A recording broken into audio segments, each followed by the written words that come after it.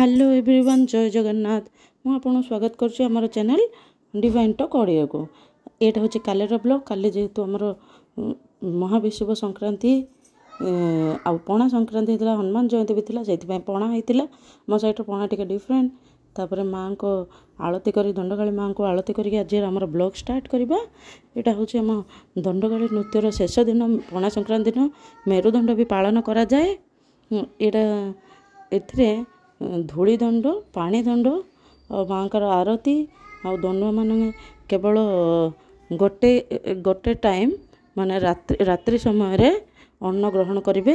दंड नाच डालमा आटा गोटे डिफरेंट अच्छी से अन्न केवल ग्रहण करेंगे। अन्न रे गोड़ी किसी नथिबो जो वाद्य बाजा से सहित ही से माने अन्न ग्रहण करेंगे प्रसाद ग्रहण करेंगे माँ को अर्पण करके से ग्रहण करेंगे। माँ को वंदापना करवा पानी रे माँ को पूजा करवा अग्निदंड बहुत गुड़े अच्छी। यहाँ विश्वास अच्छी कि माँ एथरे माँ को पूजा कले हर गौरी को पूजा कले आमर पूर्व जन्मर कृतकर्मर फल आमको प्रायश्चित सुजोग मिलता है। आमको क्षमा माँ क्षमा करवा आम जीवन में भल कर्म आगे पारिबा।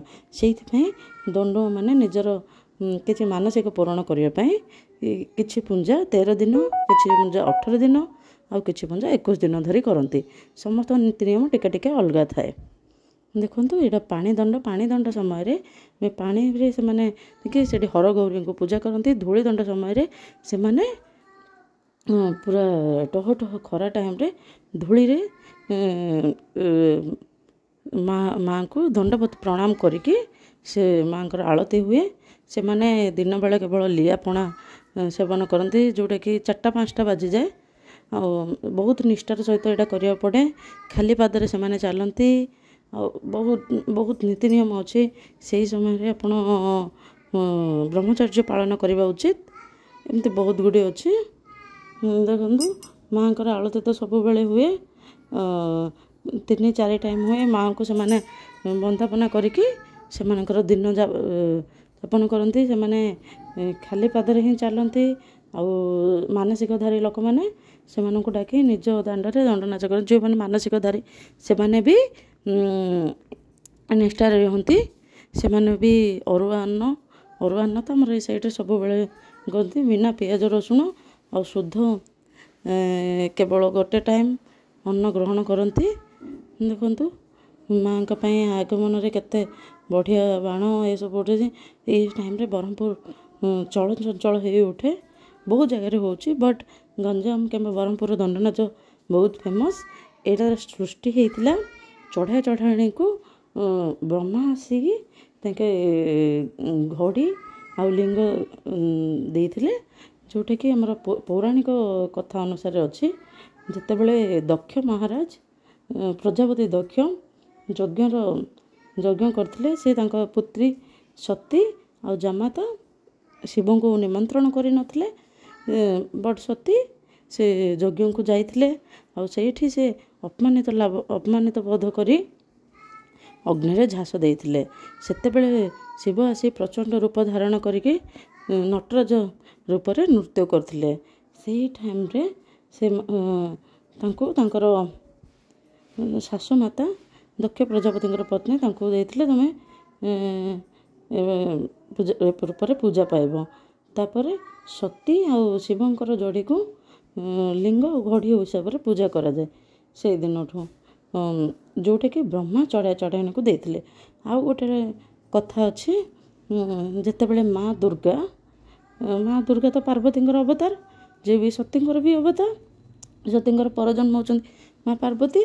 से कौन करते से जिते बड़े महिषासुर को वध कले महिषासुर वध कले सेते बेले पूरा रागी जाइकी त्रिभुवंड केवल भ्रमण कले पूरा रागी जाइए। राग शांत करिया कहा सपक्ष बस नाला से शिव भगवान आसी माँ का आगे शोई पड़ते। जिते बड़े शिव भगवान छाती को माँ का पाद बाजिला सेते बेले माँ निज होश को आसिले और राग शांत कले।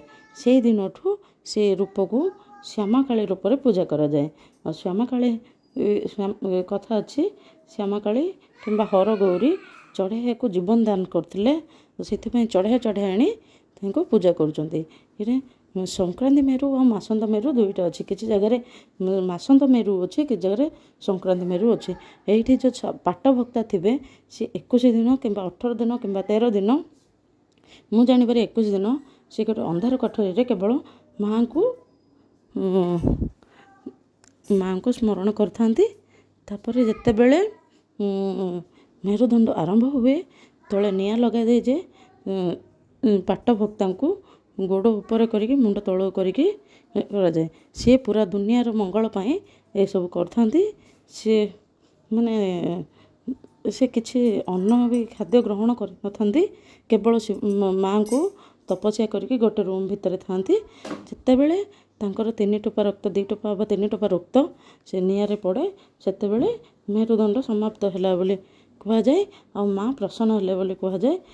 ସେଇଟା କହୁଛି ଆମେ ପୂର୍ବ ଜନ୍ମରେ କିଛି ନା କିଛି ପାପ କରିଛନ୍ତି, ଡାଇରେକ୍ଟଲି ହେଉ ଇନଡାଇରେକ୍ଟଲି ହେଉ, ସେଇଥିପାଇଁ ଆମେ ମାଆଙ୍କ ଠାରୁ ପ୍ରାୟଶ୍ଚିତ ଜ୍ଞାପନ କରୁଛନ୍ତି।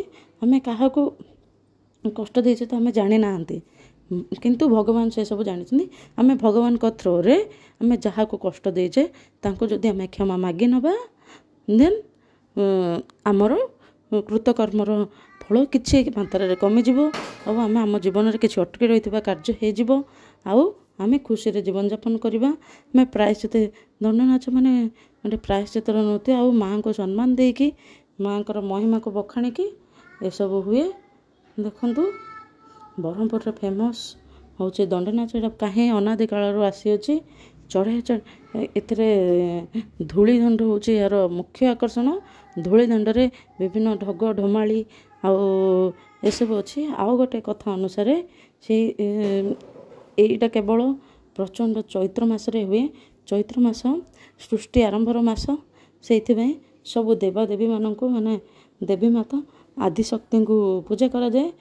ଶ୍ୟାମାକାଳୀ କିମ୍ବା ଦଣ୍ଡକାଳୀ ସେ ହେଉଛନ୍ତି ଆଦିଶକ୍ତିଙ୍କର ସ୍ୱରୂପ, ସେଇଥିପାଇଁ ଏଥିରେ ତାଙ୍କୁ ହିଁ ପୂଜା କରାଯାଏ। ଆଉ ଏଇଟା ସଂକ୍ରାନ୍ତି ଦିନ ଶେଷ ହୁଏ, ଯେଉଁଟାକି ଆମର ତା ପରଠୁ ଆମର ଓଡ଼ିଆ ନବବର୍ଷର ଆରମ୍ଭ ହୁଏ। ଆଉ ନର୍ଥ ସାଇଡ଼୍ରେ ସେଇଟାକୁ ବୈଶାଖୀ ବୋଲି କୁହନ୍ତି। ଦେଖନ୍ତୁ, ହଁ ଆଉ ଗୋଟେ ଭୁଲି ଯାଇଥିଲି। ଦେଖନ୍ତୁ ସେଇଠି ଯେଉଁ ମେରୁ ଯାତ୍ରାରେ ଉପରେ ଆମ୍ବ ପଣସ, ଯାହା ବି ପଣସ ତ ଲାଗିଥାଏ ନା ନାହିଁ ମୁଁ ଜାଣିନି, ବଟ୍ ବିଭିନ୍ନ ପ୍ରକାର ଫଳ ଆମ୍ବ ଆଉ ଖଜୁରୀ ଏସବୁ ଏକ ଝୁଲିଥାଏ। ସେମାନେ ପୂଜା ସରିଲା ପରେ ଯେଉଁ ଦଣ୍ଡୁଆମାନେ ଥାଆନ୍ତି ସେମାନେ ସେସବୁ କାଢ଼ିକି ପକାନ୍ତି। ଯେଉଁ ଭକ୍ତଙ୍କୁ ସେଇଟା ମିଳିଲା ତାଙ୍କର ମନସ୍କାମନା ପୂର୍ଣ୍ଣ ହୋଇଯାଏ ବୋଲି କୁହନ୍ତି। ମୁଁ ସେଇଟାର ଭୁକ୍ତଭୋଗୀ। ମୋ ଭାଇକୁ ଗୋଟେ ଥର ଆମ୍ବ ମିଳିଥିଲା, କଞ୍ଚା ଆମ୍ବ ମିଳିଥିଲା ସେଇଠି ମାଆଙ୍କ ପାଖକୁ। ତାପରେ ତା'ର ଜବ୍ ହେଇଗଲା, ବହୁତ କମ୍ ବୟସରେ ହେଇଯାଇଥିଲା। ଆଉ ବହୁତ ଲୋକଙ୍କ ମାଆଙ୍କର ମହିମା ଅତୁଳନୀୟ। ଆମେ ଯଦି ଆମେ ଜାଣିନାହାନ୍ତି ଆମେ କ'ଣ ଭୁଲ କରୁଛନ୍ତି, ଆମେ ମାଆଙ୍କ ପାଖରେ ପ୍ରାୟଶ୍ଚିତ ମୁଦ୍ରାରେ ଯଦି ମାଆଙ୍କୁ ସ୍ମରଣ କରିବା, ମାଆ ନିଶ୍ଚିତ ଭାବରେ ଆମର ଡାକ ଶୁଣିବେ। ଜୟ ମା ଶ୍ୟାମାକାଳୀ, ଜୟ ମା ଦଣ୍ଡକାଳୀ। ଏବେ ଦେଖନ୍ତୁ କେମିତି ହେଉଛି।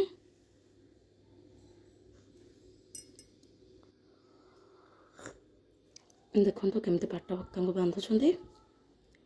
ତାପରେ ଏଇଠି ହୁଳହୁଳି ନାଦରେ ସେ ମାଆଙ୍କୁ ସ୍ମରଣ କରିକି ହିଁ ଥିବେ। ମାଆଙ୍କୁ ସ୍ମରଣ କରିସାରିଲା ପରେ ସେ କିଛି ସମୟ ପରେ ତାଙ୍କ ନାକରୁ 3 ଟୋପା ରକ୍ତ ଆସିବ। ସେ ରକ୍ତ ନିଆଁରେ ପଡ଼ିଲା ପରେ ମେରୁଦଣ୍ଡ ପରିସମାପ୍ତି ବୋଲି କୁହନ୍ତି। ମାନେ ସମାପ୍ତି ଏଇ ବର୍ଷ ପାଇଁ, ପୁଣି ଥରେ ଆର ବର୍ଷକୁ। ବହୁତ ମାନେ ନିୟମ ନିଷ୍ଠାରେ ପାଳନ କରାଯିବାର ପର୍ବ। ଆଉ ଏଥିରେ ଗଲେ ମାଆଙ୍କର ଆଶୀର୍ବାଦ ନିଶ୍ଚୟ ମିଳେ ବୋଲି ବିଶ୍ୱାସ ଅଛି। ଆଉ ଆମେ ସମସ୍ତେ ଭୁକ୍ତଭୋଗୀ ବି ବହୁତ ଅଛନ୍ତି। ଦେଖନ୍ତୁ କି ଦୃଶ୍ୟ, ଦେଖି ଲୋମ ଟାଙ୍କୁରି ଗଲା। ମାଆ ସମସ୍ତଙ୍କୁ ଆଶୀର୍ବାଦ କରନ୍ତୁ, ଦୁନିଆର ମଙ୍ଗଳ କରନ୍ତୁ। ନୂତନ ବର୍ଷ ଆମମାନଙ୍କ ପାଇଁ ସୁଖ ସମୃଦ୍ଧି ଆଣିଦେଉ। ଜୟ ଜଗନ୍ନାଥ, ଜୟ ମା ଶ୍ୟାମାକାଳୀ। ହେ ମା ଆଦିଶକ୍ତି, ସମସ୍ତଙ୍କୁ ଆପଣ ଚରଣରେ ଆଶ୍ରୟ ଦିଅ, ସମସ୍ତଙ୍କର ଦୁଃଖ ଦୂର କର ମା। ଜୟ ଜଗନ୍ନାଥ, ଜୟ ଜଗନ୍ନାଥ, ଜୟ ମା ଶ୍ୟାମାକାଳୀ। ଏହା ଜେନେରାଲି ହରଗୌରୀଙ୍କୁ ପୂଜା କରାଯାଏ। ଚୈତ୍ର ମାସ ଯେହେତୁ ଓଡ଼ିଶାର ଦଣ୍ଡଯାତ୍ରା ଫେମସ୍, ଆଜିକାଲି ସୁରଟରେ ବି ହେଲାଣି।